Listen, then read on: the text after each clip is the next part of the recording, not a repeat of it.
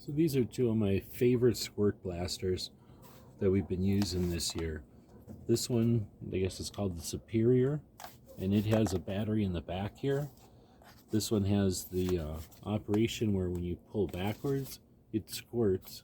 When you push forwards, it pulls in water here. So the reservoir is back here, and it'll pull water in, and then when you pull, it's going to squirt water out. Really neat, great styling. This one is a little smaller and a little lighter. If you want to get to the water on this one, it's through the top here. This one, a little bit heavier. They're about the same size though. This one's a bit heavier. It's a little different because you've got a button here and a battery unit comes out. It's charging right now, but it comes out and goes into the grip here. Same way, when you pull back, it squirts, and when you push forward, it pulls in.